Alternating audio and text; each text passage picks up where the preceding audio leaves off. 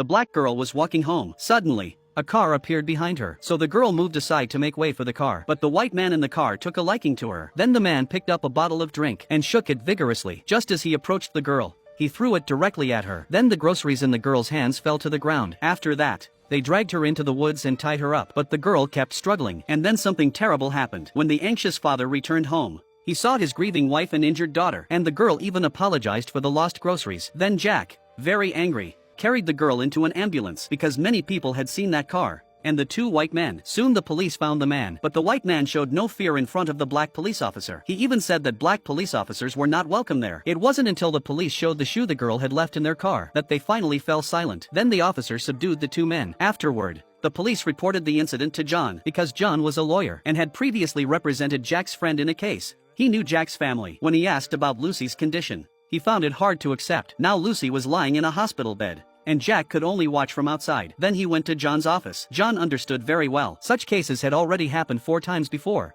but in the end, the white men were always acquitted. So Jack explained the current situation, hoping John could help him because John also had a family. He understood what Jack was going through. He knew Jack wanted justice. So John discussed this with his wife, but his wife suggested letting the police handle it. Later, the two white men were brought to court, and Jack waited downstairs for their arrival. There were many people at the scene. Some were there to seek justice for Lucy, while others were there to support the two scumbags. When the two men were brought upstairs, there was not a trace of fear in their eyes. Just at that moment, Jack suddenly pulled out a weapon and rushed out, running up to them, and immediately took revenge on the two men. The people present were terrified. Then he dropped the weapon and ran out of the courtroom. Because it happened so suddenly, a police officer was injured. The white man's mother wept upstairs. Later, the police went to Jack's house, but Jack had returned home just to say goodbye to his family. Now that he had taken revenge, he had no regrets left. He then voluntarily walked into the police car. When John went to visit Jack, Jack expressed regret for the parents of the deceased, but he did not regret his decision. He also felt sorry for the injured police officer. Then John said the trial would proceed quickly, so Jack needed to prepare. If Jack wanted to win,